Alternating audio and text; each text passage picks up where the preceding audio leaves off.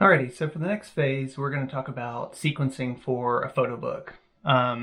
This is a process that, for the most part, there's not a lot of documentation out there as for methods of sequencing for a photo book, at least that I've found. Some of the techniques that I'm going to show you in my thought process are things that I developed in graduate school, but I thought that I would share at least the way that I sequence and the way that I prefer to sequence a body of work. There's definitely not a fixed way to do that, and there's different methodologies behind it. So I'm just going to show you mine, and hopefully this will be helpful for you for future photo books. Okay, so what I have here is kind of the first half or 2/3 of the images that I want to use for my photo book for this body of work. I couldn't fit all of them on the table, so I just kind of took the first bit so we could kind of walk through the sequence. And the first thing that I would say as a suggestion to get ready to sequence a body of work is that you need to print out all the photos that you're going to be using from your selection. I usually have another stack of spare photographs that maybe I didn't really know if they fit the sequence or not, so that I could work them in, work them out based on the need. But to do this, it needs to be physical. You need to have physical prints. If you're looking at all these thumbnails on your computer screen, you're going to miss a ton of detail. For one, you're not going to be able to see these at, full size or large enough size to be able to see some of the connections. So I definitely do work with these digitally and sequence them roughly digitally, but it always changes once I print the photos out and get them on the table and look at them kind of from a bird's eye view. So first thing, you got to print your photos out, and I would say just do it the cheapest way possible. These don't have to be nice. These are some of these, as you can see, some of these are just prints from like Walgreens. They're just cheap prints. I found that out of the big box local places, Walmart does an okay job with their 4x6s, good enough for what we're doing. And then sometimes I just use my little inkjet printer to print out, these is like just cheap inkjet prints that are from like my office printer. It's not a high-end printer. And I haven't even cut the edges off of these, and they're not all the same size, but I can get a rough idea of what I'm working with based upon, these tiny little 4x6 work prints. And also you want small prints because if you're using 8x10s or something bigger, getting them all in one space is going to be really challenging. So I would say, 4x6, 4x5 prints work great for this kind of stuff. All right, so I'm going to take you through my sequence that I have so far and kind of some of the ideas of how I'm connecting some of these things. So to start out with sequencing, I like to do what I call dominoing pictures. And that means I'll look for 2 or 3 pictures, just like if you're putting dominoes together, they have similar numbers on each. Well, in dominoes, it's the same numbers on each end. But with pictures, I look for things that are common between them aesthetically, not from a content perspective most of the time. Most of the time, I'm looking for visual connections, not connections based upon the information that's in the picture, okay? Because as we know, again, every picture can be broken up into 2 things. You can talk about every picture in 2 ways. What is the content of the information in the picture, and what is the formal qualities of the picture, okay? So I look for the formal connections for each of my pictures first, and I will clump those together into smaller units, like 2 and 3, maybe 4 photo units that all connect to each other. For example, I really like how these 2 pictures, if you can see this okay, these 2 pictures both have has this child with the arms coming in and the arm going out, and then I like these branches that are on the ground that also move out, so that if I sequence these one after another, it may do a certain thing, but also if I put these side by side on the same spread, you're going to have these forms moving from the center of the frame or the center of the book. So I'm thinking about this as maybe a 2 photo spread possibly to put in the book. Let's find some other ones. These 2 formally are very similar. We have the child's arms going up and out like the tree branches going up. Okay, because what I'm looking for here is something that I think of as kind of like the ghost of an image, or like a latent image. Whenever you're flipping through a book, you are going to see these pictures, and as you turn the page, and these aren't the exact same size, but as you turn the page, there should be some aesthetic quality that corresponds to the next image. And what that does in your brain is your brain tries to figure out what the connection is between these two disparate things, especially if you have child and spindly tree. What is the connection between these two things? Our brain assumes there's a connection because there's an echo of a form in the next picture. So it's really easy for our brains to make an association, and that's the goal of a sequence of pictures. We want to encourage the viewer to make associations between the pictures, because those associations will allow the viewer to start building some sort of a narrative or story. I hate to use the word story because not every photo book is about a story necessarily. I tend to work that way because I'm a ex-photojournalist, but when we talk about story in a photo book, I mean that it's more of a clumping together of ideas more so than an A to B narrative, okay? So as the story progresses, it's not really like we start at the beginning and we make our way to the end. More so, I think about my photo books as being like a cloud of information, and each picture is another clump on that cloud. And as we start to get more pictures together, we have a broader idea or understanding of the world that we're moving through in this body of work or in this world. So it's more like adding on information, not so much a linear kind of point A to point B. And we do that by making association, especially visual association. Okay, so even on the very baseline, that's where I start. What are the visual connections between the pieces? I shoot very center weighted. So if you look at these pictures, you're going to see a lot of things that end up being very center weighted. I don't know how well you can see. Let's try these two that should be able to see those pretty easily. Here's my daughter in the context of this open gate with these dark, shadows on the outside. And we have this chain dangling down from like a hammock. So this should be a really pleasant thing, a hammock in a yard, but because of the way the chain is lit, it has, I don't know, a little bit more of an ominous feeling to it, which is what my goal is. I want to make the association between the child and the chain. Now, what's the full rationale behind that, or what's the pure story? Like, I'm not quite as interested in that as I am like in my subconscious trying to figure out what their associations are between these different things. Okay, so let's just walk through this, and I'll give you kind of an idea of what I'm thinking so far with these series of photographs. So we're going to start up here. In the open of the book, we have my neighbor driving his truck, and he's waving at someone kind of off camera. And he has a very cheerful look on his face. And so I wanted to start the work with this kind of like summertime neighbor driving by waving.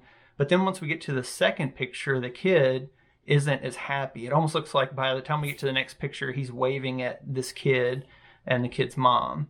And the way that it's lit, it's not quite like fun in the summer. As we move to the next picture, there's also kind of this thoughtful look on this child. And we have, this is a little bit troublesome. I don't know if this will be the final edit because we have child kind of center weighted, child kind of center weighted. Sometimes that's too close, too similar, and that can be kind of an annoyance because we typically don't want to sequence things to echo the content. It's better to echo the form. So to move from my daughter to these branches, I look for the lines in the truck, the lines that are moving, this way we can see these lines. And that's similar to these lines and these branches. And so far the work is called Hide Me in the Honeysuckle Patch. And so I'm weaving together different, plant life type things that would exist in the spring and the summertime where I live. And kind of interweaving those with the children that would be running around in the wild with these things. We've already talked about these two pictures. I kind of want to put these together on the same spread so that you have the branches going out and the arms going out. Again, this is a very center weighted shape with the baby's eye right here in the middle, and it creates this little arc, this arch right here. And so on the next page, there's a little bit of an arch right here as well. And none of the stuff is one-to-one. You just want to think about wherever the person's eye is going to be focused on in this picture. As we flip the page, the person's eye is going to return to that location on the next page, most likely. That's really important to remember. Because if our focal point, you know, like the face and the eye is always going to be so dominant in a picture. If it were up here in the top right-hand corner, and then in our next page, the dominant thing is in the bottom left-hand corner, the eye is going to have to jump from top to bottom. And you may want it to do that, but know that that's going to disturb the rhythm. So you want to be intentional about why you're disturbing the rhythm. Typically, I don't do that in my sequences because I'm a fairly quiet photographer and my images are fairly quiet. So I want to, that focal area, I want to be able to jump from one page to the next page because that's where the eye is going to land. And again, we have this center weighted shape to my daughter in the gate, center weighted. Then we have her to the chain that has the illuminated part of her, illuminated part of the chain. And then once we get here, this picture is probably not going to show up super well. I'm going to have to do some, you know, very intentional toning. This is honeysuckle, and I'm trying to, you know, look for the shape here in the honeysuckle with the shape of the ropes coming down. And that would, again, as your eye is focused on these parts of this picture, in the next page, our eye will focus on the honeysuckle. And then this shape kind of has a curve, kind of like this girl's arm, which also, you know, splays out like the branches on this tree possibly. And again, I'm trying to just find a few things that visually connect them to make it easier on the eye. We go from this tree that has this kind of like vertical splay, but it's also in the middle of the frame, to my daughter again, and she's very much vertical, but her eyes are looking up and out, kind of in the same lines that are in this picture. So our mind is going to follow the path of her eye up. And because we had these dominant diagonals in this picture, that's also going to help us look up and over, because an instinct that we have when we see someone looking at something, our eyes want to follow that direction in where they're looking, okay? And where she's looking is here in this kind of dangling, shadowy star thing up in the corner of this area. That star, again, is very center weighted. You know, a lot of my pictures are overly center weighted. So we get to, this is Sam, and he's standing on the truck bed, the truck that we saw earlier. And, you know, where the star lands is similar to where Sam's body lands. We go back to a bunch of honeysuckle, and it doesn't register or read here really well. And I think I've retoned this a couple of times, so I'll probably try to get a little more definition out of this. And this is another reason you should print your work on kind of bad prints, because sometimes it reveals some toning issues that you might have.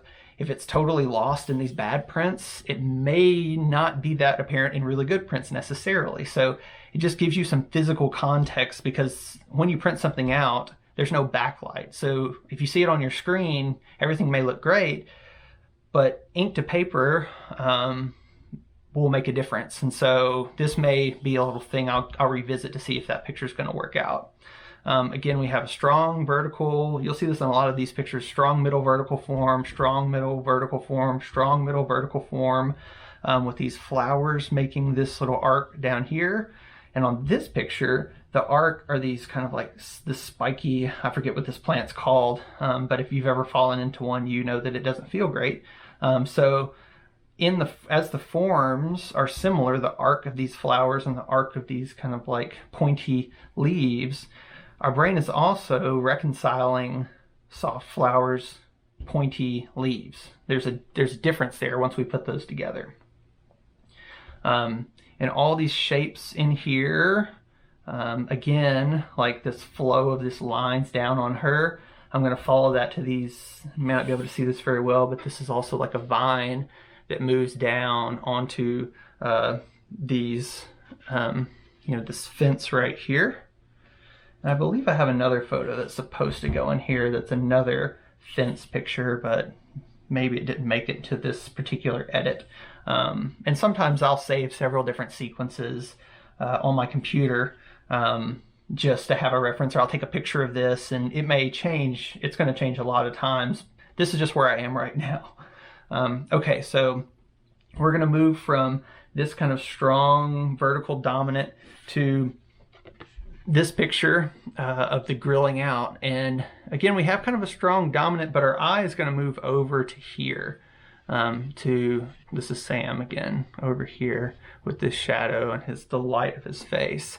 And this little plume of smoke where, once we see this, we look at him and then we look at what they're looking at, which is this, it's like, oh, they're just grilling out. This is not something that's so scary or ominous. They're just grilling out. But that little poof of smoke right there corresponds with these flowers here that are springing up in the middle of this kind of like derelict field. Once we flip from here to here, you'll see that the smoke and the flowers land in the same general area. Again, that helps our brain make the association.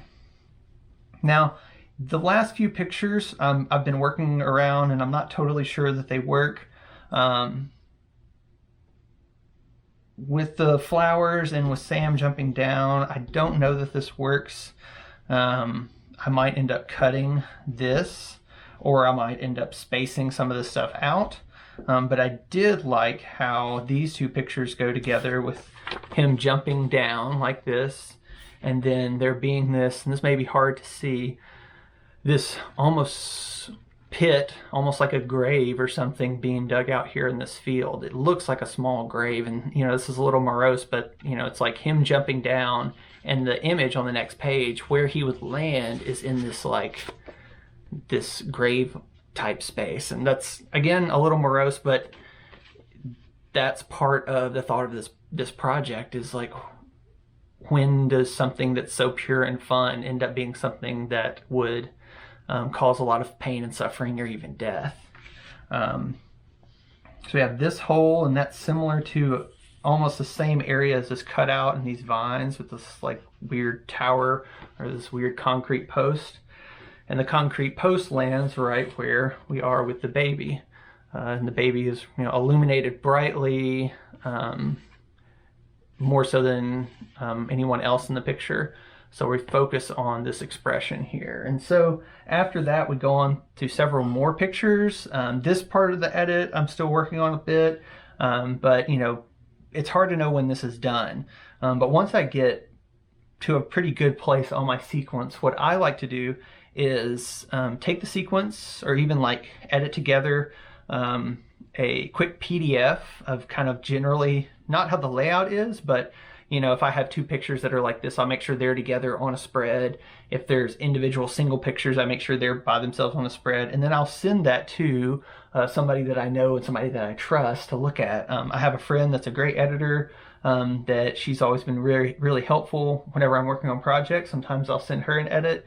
I've got friends I went to graduate school with that are, great at creating photo books and, using pictures in really smart ways. Sometimes I'll send a PDF to them just to say, hey, how does this look? Does something stick out to you? And usually there's really good feedback that comes from that, and I'll make changes based upon that feedback, because inevitably there's something that I'll have missed, or there'll be a bad picture in here that I'll really want to have been a successful picture, but it wasn't. So they kind of help affirm that before, I actually make a book from this. So after this phase, what we're going to do is start laying these pictures out and creating kind of like a rough draft digitally of, a photo book, and see how that works, and playing with the layout and seeing where pictures can land, the shape of the book, the form of the book. But that'll come in the next video. So hope this was helpful to you. If you have any questions, please reach out to me. I'd be more than happy to help if I can. So thanks.